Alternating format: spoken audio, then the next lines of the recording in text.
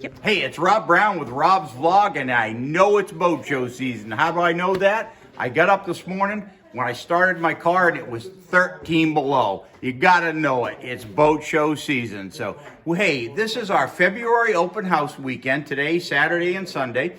We have this event every year because we just want to get rid of some of that cabin fever we're all feeling right now. So I know it's cold outside, but it's really warm inside. Why don't you come on down and enjoy a little bit of boating? That's what we're talking about today. We've got some boats set up here. We've got plenty in the yard. We've got refreshments all day today, all day tomorrow. And we'd love to have you come down.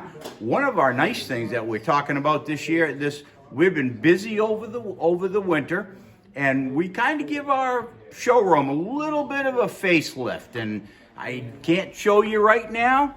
Come on down and take a look at it. So, hey, it's Rob Brown with Rob's Vlog. Come see us this weekend.